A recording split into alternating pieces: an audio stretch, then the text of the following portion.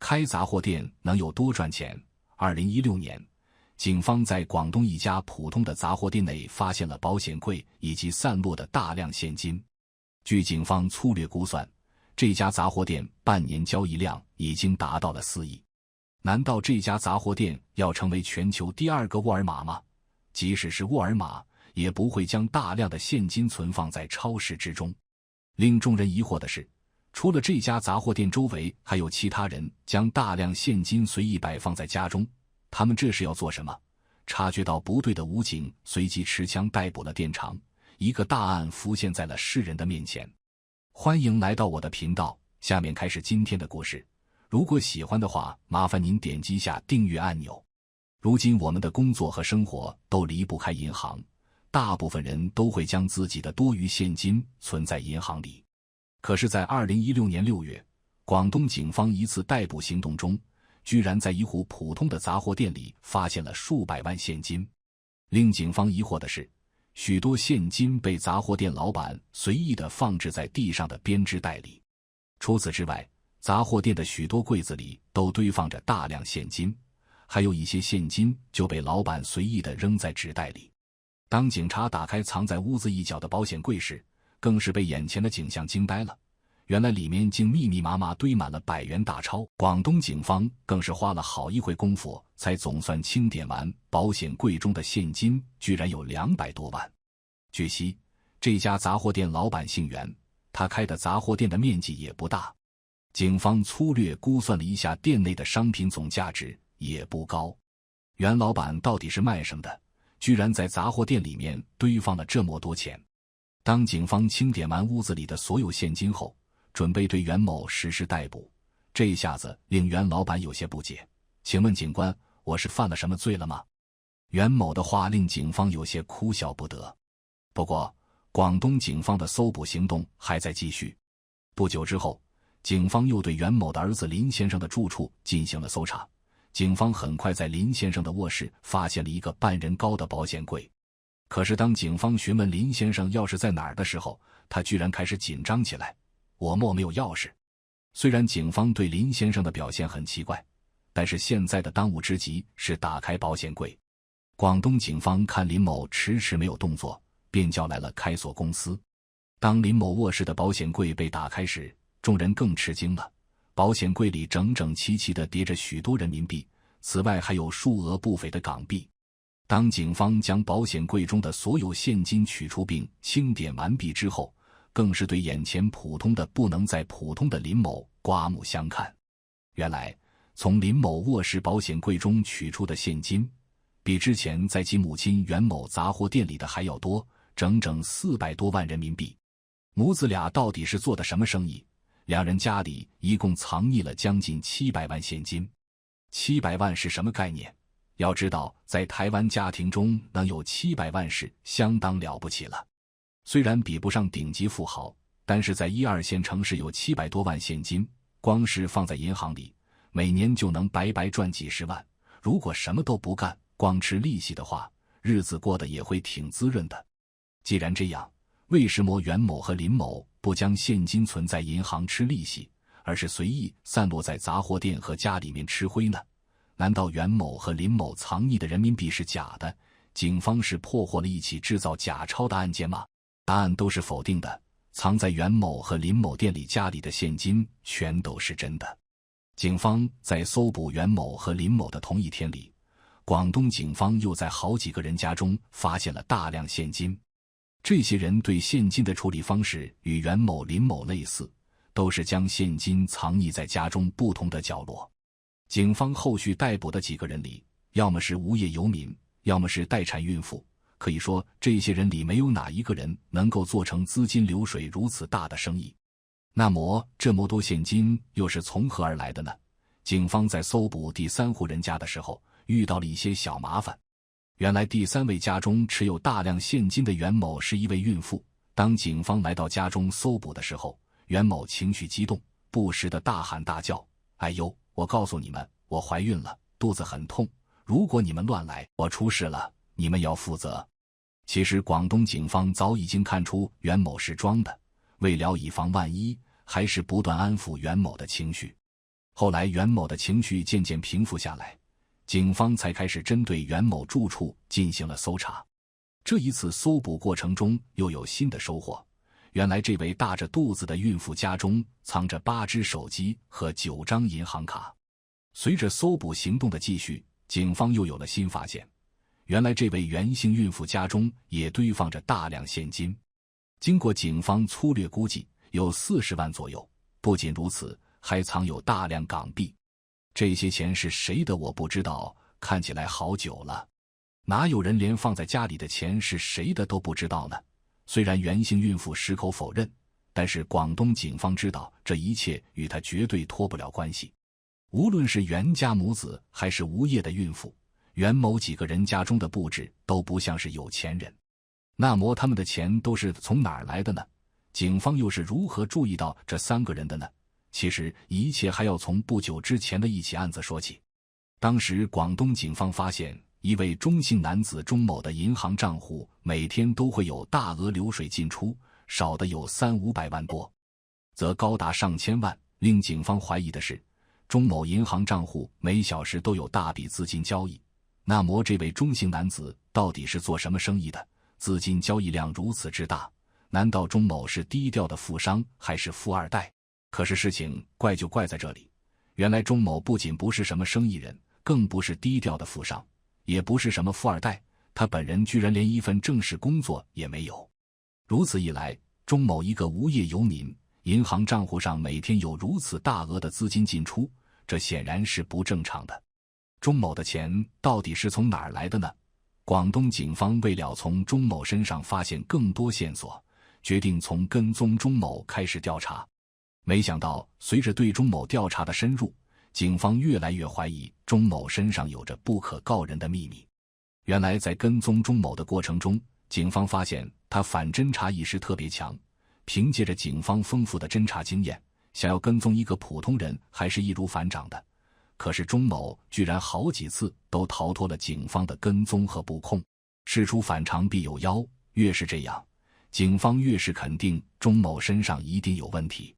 虽然钟某数次逃脱了警方的跟踪，但是广东警方却从钟某的银行账户里发现了端倪。广东警方根据钟某账户金额进出，终于查清了钟某资金的去向。原来钟某银行账户的大额资金有很多都流向了29岁的林某的账户。随着调查深入，广东警方越来越吃惊，原来林某银行账户的资金流动比钟某的还要多。警方粗略统计了林某其中一个银行账户，发现在半年时间里，林某的银行资金流水就高达4亿。这是什么概念？将现金全部叠起来就是一面白花花的现金墙。要知道，这只是林某一个银行账户的资金流水，如果将他全部银行账户资金往来全部加起来，那还得了？难道林某才是真正的隐形富豪？可是经过警方调查后才知道，林某只不过是做些日用品批发生意，往大了说也只是个干批发的小老板而已。不仅如此，林某批发的货物只不过是普通的日用品，资金流水往多了说，一天也不过是万把块钱的。可是如今林某资金账户可是实实在在的上亿流水，这又如何解释呢？随着广东警方调查深入，出现了更多的谜团。除此之外，广东警方还查出更多涉案人员，其中有一位刘姓男子因此进入了警方的视线。据悉，此人不仅是钟某和林某银行账户共同交易对象，刘某的银行账户资金流水比钟某和林某更为骇人。原来刘某银行账户每天交易额能达到上千万。此人又是做什么的呢？当警方找到刘某的个人资讯时，发现此人相当神秘。警方查明确定资讯只有一个住址，其他的什么也没有。为了查明刘某的个人资讯，警方便穿着便服向着刘某的地址赶去。正当侦查员准备在刘某住处附近蹲守时，突然发现刘某防盗门一侧的墙体上方安装着一个监视器。为了避免打草惊蛇，侦查员立即离开了。不过警方开始对刘某有所怀疑，按照正常逻辑，普通人怎么会在家门口安装监视器呢？当警方准备对刘某跟踪调查时，发现此人的反侦查意识更强。据悉，刘某总是时不时的外出，而且随身还会带着一个方方正正的黑色挎包，可每次外出回来的时候，随身携带的黑色挎包总是不翼而飞。刘某每次外出去干石磨了，为什么黑色挎包会消失呢？为了探明刘某的去向，广东警方加大了侦查力度。终于，一组侦查员发现了刘某交易的全部过程。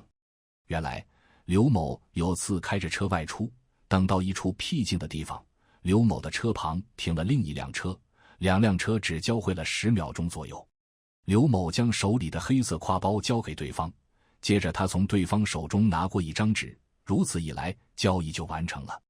直到侦破整个案件，广东警方才知道刘某手里拿着像纸一样的东西到底是什么。随着警方侦破力度加大，终于查明了钟某、林某和刘某干的是什么生意。原来这几个人所做的全部都是与钱有关的非法行当，也就是非法买卖外汇的地下钱庄。侦查人员发现，刘某手中的纸实际是港币支票。随着调查深入，警方终于摸清了这伙人的犯罪网络关系图。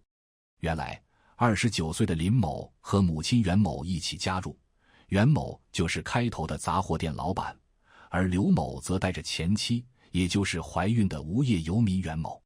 既然掌握了犯罪集团的犯罪资讯，广东警方立即出动警力，最终在广东省东莞市南城、莞城、万江、石牌等街道开展收网行动。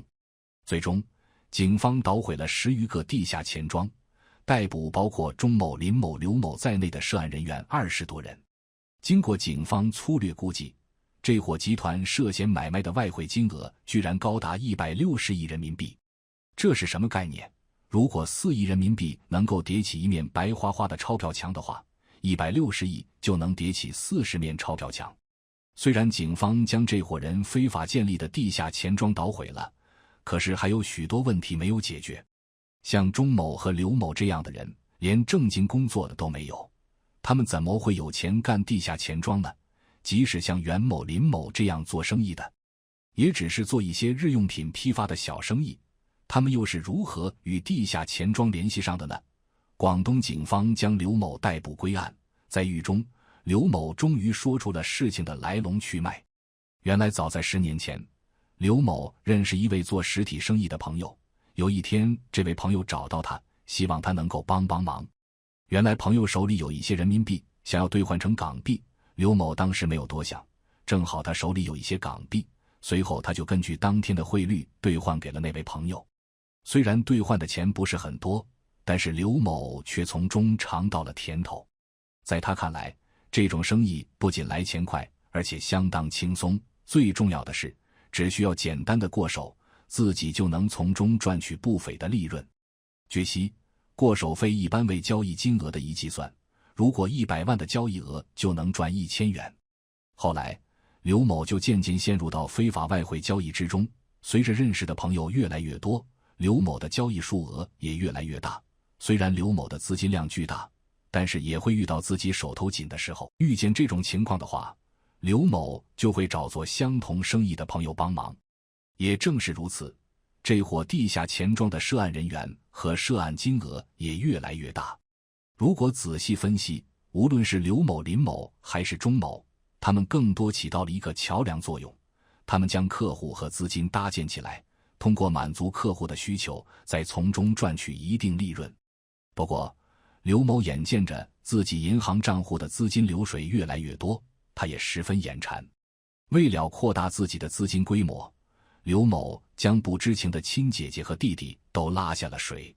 不管刘某的姐姐和弟弟是否真的知晓，他们的行为也已经涉嫌非法买卖外汇、非法经营罪，最终也无法避免被法律制裁。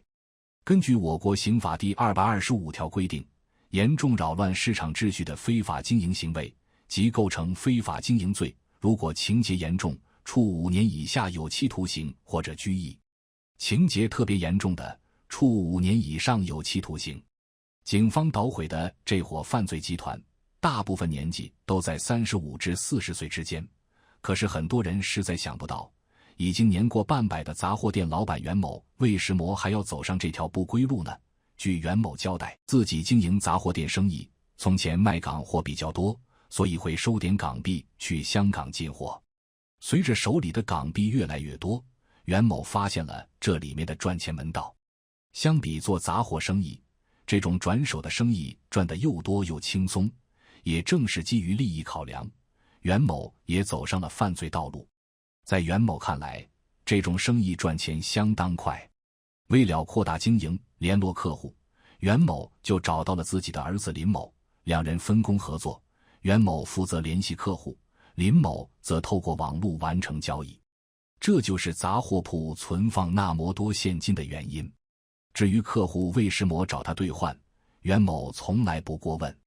在他看来，自己只是满足客户的需求，至于客户都是些什么人，最终拿着钱要做什么，他一概不知。袁某和林某的不以为意，已经对我国外汇市场造成一定冲击。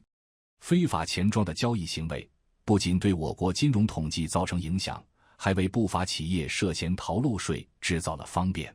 或许袁某、刘某、钟某等人不知道的是，自己的非法行为可能为国际金融犯罪提供了便利，地下钱庄的行为还会助长上游犯罪行为，比如洗钱、贪污、贩毒、走私等。之后，广东警方又再接再厉，捣毁了一大批地下钱庄，涉案金额更高达2000多亿人民币。等待袁某、林某、钟某和刘某等人的事与监狱未办。也正是在这时，袁某和林某才终于醒悟并表示后悔。原来早在他们涉案之初，袁某的丈夫就劝过他不要做这些，可是那时的袁某和林某早已利欲熏心，无法割舍对金钱的追求，一切到头来又成了竹篮打水一场空。下面开始今天的第二个故事。2021年，厦门一名房客在换灯泡时，突然发现天花板有些异常，轻钢架已经松动到能直接推开的地步。这名房客有些好奇，推开一看，却被吓得赶紧报警。那么这名房客究竟是被什么东西吓得报警的呢？天花板轻钢架里究竟藏着什么秘密呢？陈先生是厦门的一名普通上班族，为了省钱，他住在一个老旧社区里。虽然房间破旧，有些家电也经常出问题，不过租金很低，因此陈先生还是比较满意的。毕竟租金这么便宜，做些修修补补的事情也没什么。这天，陈先生家里厨房的灯泡坏了，他便爬上去更换。本来只想换灯泡，结果在拆装灯泡的过程中，他发现天花板松动的厉害，还有点凹陷，似乎是被什么重物压着。这下陈先生不敢换灯泡了，他怕一旦把旧灯泡转下来，恐怕整个天花板都会塌陷。为了避免这种情况，陈先生仔细检查了之前一直没留意的天花板，想看看哪个地方最不牢固，先将其固定好。结果在敲击天花板时，陈先生发现有个地方似乎是空的，一推竟然就直接推开了，一包茶叶随即掉了下来，把他吓了一跳。陈先生踩着梯子到上面一看，发现轻钢架上居然有个夹层，夹层里还有10几包茶叶。是谁把茶叶放在这里的呢？陈先生第一个想到的就是房东，但他又想到租房的时候，无论是房东还是中介都没有告诉他茶叶的事情，而且茶叶又不是什么见不得人的东西，为什么要将其藏在轻钢架上面呢？顾不上疑惑，陈先生先将10几包茶叶都取了下来，发现这些茶叶都由绿色包装袋装着，看起来并无异样。但陈先生一摸，却发现袋子里似乎是粉末，哪里有这样的茶叶呢？他打开一包茶叶一看，发现里面根本没有什么茶叶，都是白色粉末。这一发现把陈先生吓得不轻，因为这些粉末很明显不是面粉和砂糖。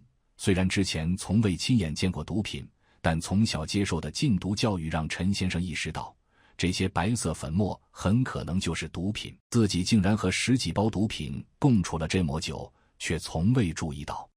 陈先生很清楚毒品的危害有多大，赶紧报警。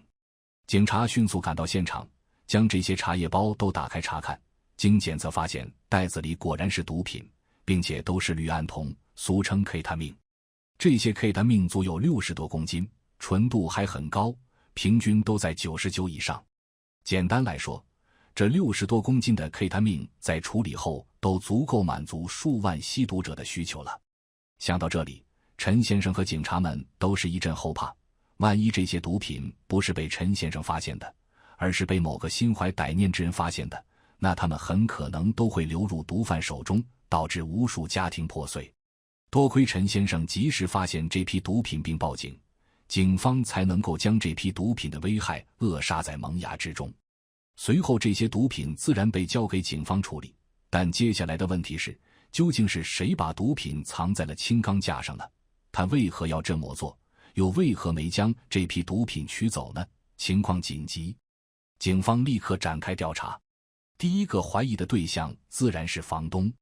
房东是个老人，他表示自己是2003年买下这套房子的，但买了后就没怎么住过，都是找中介公司租给他人。他平常也很少到这里来，与房客的沟通也基本就是收房租，对房子和房客的状况都不太了解。听说房子里藏了毒品，他也吓得不轻。房东的说法得到了许多人的证实，警方调查后也发现，房东没有犯罪记录，也确实对茶叶包的事情一无所知。至此，房东的嫌疑基本排除。既然不是房东，那很可能就是房客了。警方计划对房客一一排查，但难题接踵而至。由于这间房子是2003年就开始出租的，当时电子资讯尚未普及，管理也不完善，部分房客的纸本档案已经遗失，难以查证究竟有哪些人在这里住过，房东本人也不太记得了。更何况有的房客当年还是房东的朋友介绍来的，与房东之间只有简单的口头协议，没有任何记录，这更是给调查增加了难度。而根据对保存下来的档案的调查，已知的几名房客都是没有嫌疑的，调查一时陷入僵局。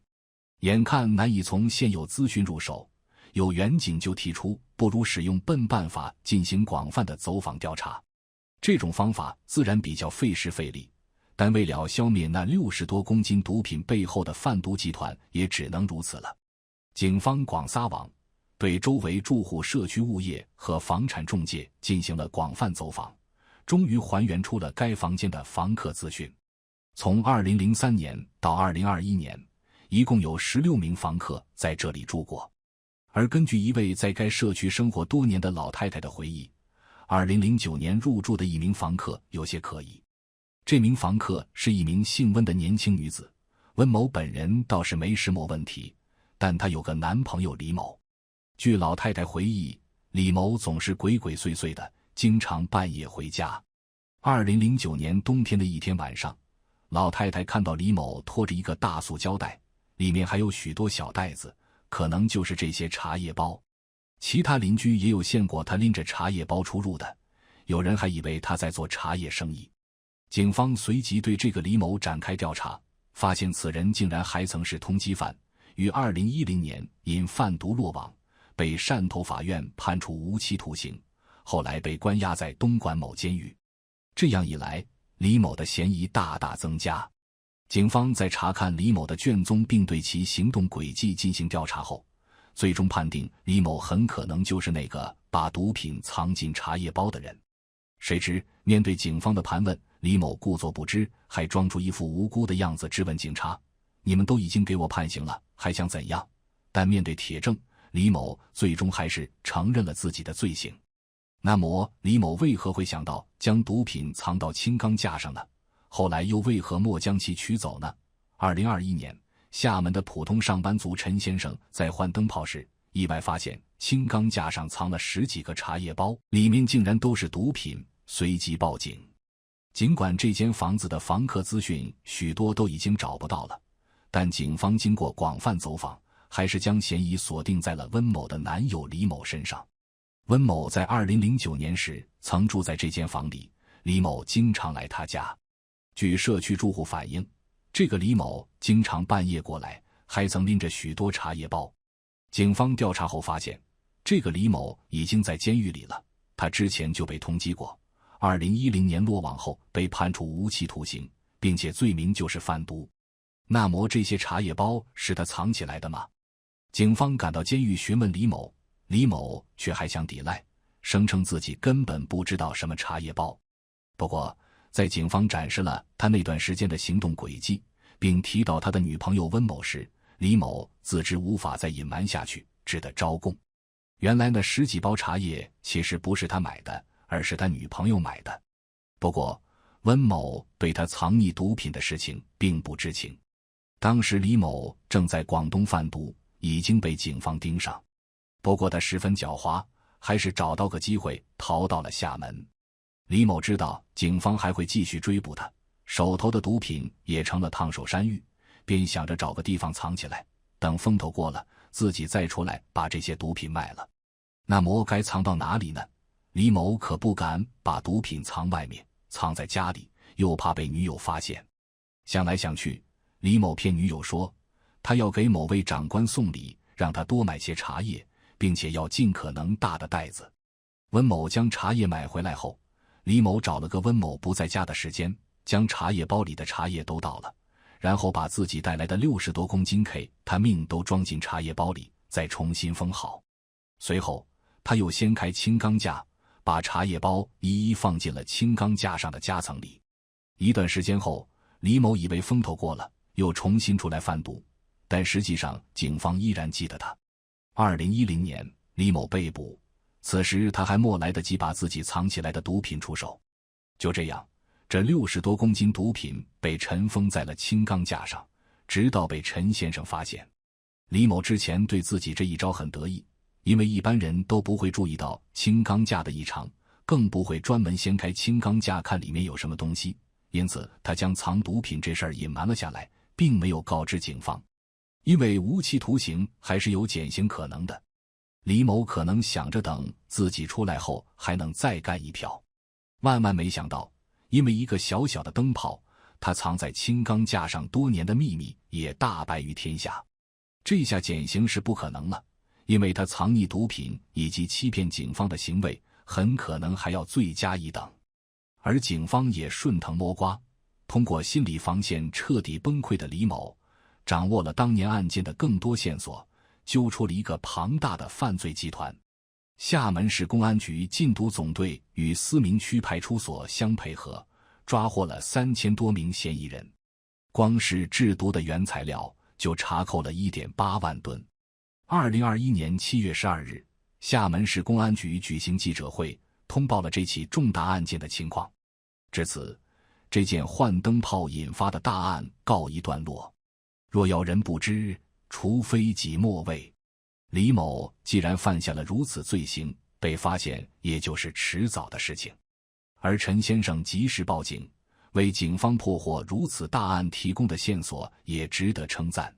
这一案件被侦破以后，挽救和预防了多少人走上不可逆的犯罪道路。即使这样，李某也逃不过法律的制裁。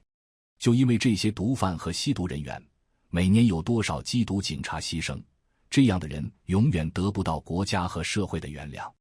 事后，厦门警方将这一事件和犯罪集团刊登在了当地的新闻报纸上，这件事也在全国引起了巨大的轰动。